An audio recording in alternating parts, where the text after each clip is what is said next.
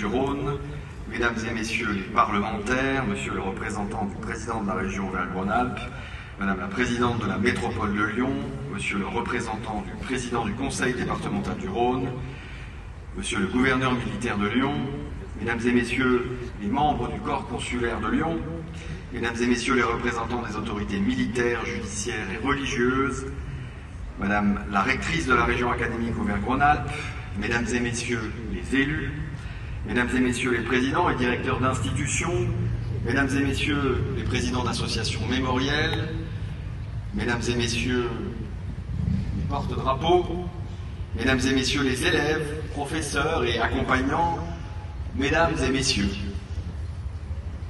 Le 8 mai 1945 marque la victoire des Alliés et la capitulation de l'Allemagne nazie. En Europe, la guerre s'achève. Ailleurs dans le monde, elle se poursuit encore. Pour la France, cette date ne marque ni la fin de tout, ni un simple soulagement. Elle met fin à l'occupation, à la servitude, au tourment, à cet abaissement profond dont un pays met longtemps à se relever. Ce qui s'effondre alors, ce n'est pas seulement la puissance nazie, c'est un ordre fondé sur la force et la violence, sur les persécutions, sur les déportations et sur l'extermination. C'est un ordre qui condamne alors les Juifs d'Europe, les tziganes, les homosexuels, les opposants politiques à l'anéantissement. Le 8 mai, nous ne commémorons jamais une victoire comme une autre. En ce jour, nous rendons hommage à celles et ceux qui ont souffert, aux disparus, autant qu'à celles et ceux qui ont été les lumières dans la nuit. Aux soldats de la France et des armées alliées, à ceux du serment de Koufra et ceux tombés sur les plages de Normandie et de Provence, aux résistants, ceux de Londres et d'Alger, ceux des maquis de l'Ain, des Glières et du Vercors, aux militants du Coq Enchaîné comme aux agents de renseignement de Gallia, aux internés de Montluc et de Saint-Paul, aux fusillés de la Doua, aux suppliciés des charniers de Boron et de Saint-Gilles-Laval, à celles et ceux précipités dans l'enfer de la Shoah. Aux victimes civiles, à celles et ceux tombés sous les bombardements de Vèze et de Jean Massé, aux otages fusillés, à tous ces justes parmi les nations, anonymes ou non, qui ont naturellement donné corps à cette tradition lyonnaise d'humanisme et d'hospitalité. Le 8 mai, la joie est immense. Elle ne peut pourtant rien retirer à l'irréparable. La victoire n'efface rien d'un coup. Elle ne rend pas les morts. Elle ne coupe pas le vide laissé par les absents. Elle n'abaisse pas si facilement les blessures de ceux qui reviennent. Elle n'abolit ni les camps, ni les années de captivité, ni ce que ces années noires ont tracé dans les consciences. La guerre brise des vies. Elle détruit aussi ce qu'il y a entre les hommes. Elle altère la confiance, elle accoutume à la peur. Elle brouille la frontière entre l'autorité et l'arbitraire. Elle défigure l'idée même que l'on se fait de la France, de la République, de nos principes. Le 8 mai ouvre donc un temps plus difficile que le seul soulagement. Il faut accueillir les revenants, entendre ceux qui ne peuvent pas encore parler, rendre aux morts leur dignité. Le retour des déportés et des prisonniers est un moment de délivrance, mais souvent aussi d'incompréhension, tant l'épreuve qu'ils rapportaient débordait les mots ordinaires. Il faut rétablir l'ordre, identifier les responsabilités, juger les crimes. Il faut relever le pays, ses institutions, la République elle-même, afin que l'autorité retrouve le visage de la justice et non plus celui de l'arbitraire. Cette tâche immense n'autorise aucune simplification. Nous savons que la victoire n'est pas immédiatement synonyme de paix. Au moment même où l'Europe célèbre la capitulation allemande, à Sétif, à Guelma, à Kherrata, une répression frappe en Algérie. Le rappeler n'enlève rien à la victoire sur le nazisme. Cela rappelle seulement qu'une grande date de libération n'efface pas d'un coup toutes les contradictions de l'histoire. C'est aussi pour cela que la justice doit venir. Nuremberg en marque le moment décisif. Après une telle guerre, le silence ne peut pas tenir lieu de paix. Il faut établir les faits, désigner les responsabilités, opposer à la barbarie autre chose que la seule vengeance. Et cette exigence, Lyon la comprend d'une manière singulière. Le procès de Klaus Barbie, ici, voilà bientôt 40 ans, a rappelé que le temps n'abolit jamais le crime. Un pays honore ses morts aussi par la vérité qu'il doit aux vivants, par cette vérité qu'il accepte de regarder en face. Mais cela ne suffit pas encore. La libération et la fin de la guerre ne peuvent pas être le simple retour de ce qui a failli. Cela oblige la France à tirer de l'épreuve une force nouvelle. Le suffrage enfin pleinement exercé par les femmes, la sécurité sociale, les réformes inspirées par le Conseil national de la résistance répondent à cette nécessité. Après l'effondrement, il ne suffit pas que l'État réapparaisse.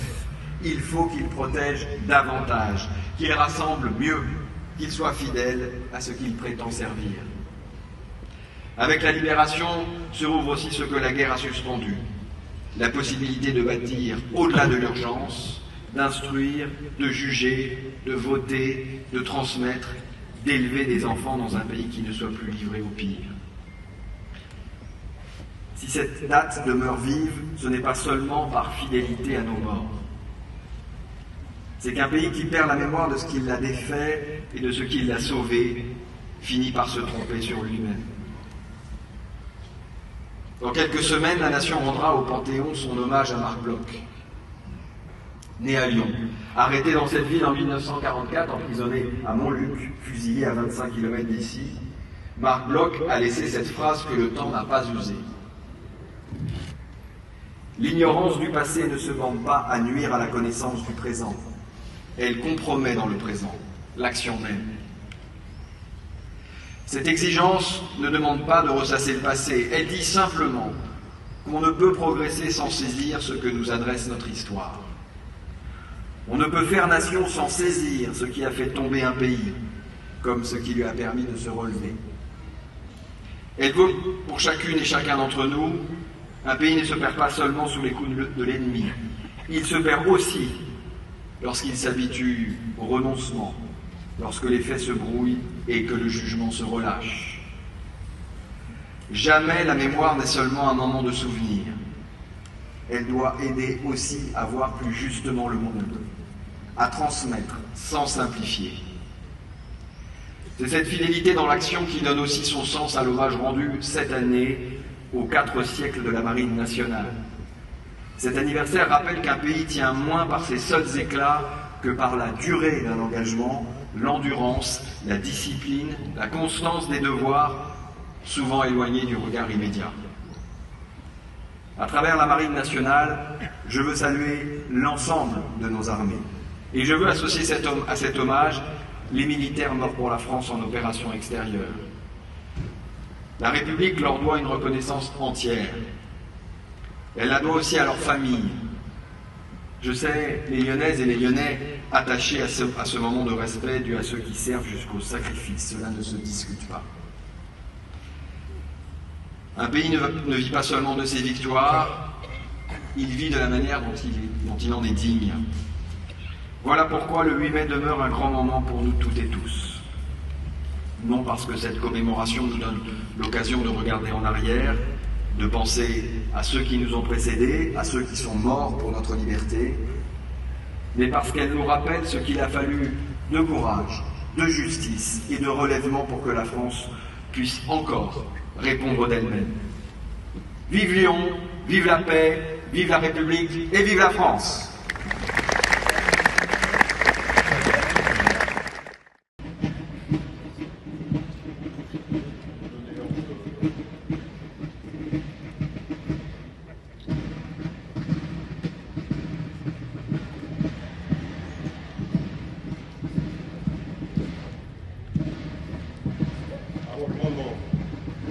Garde à vous.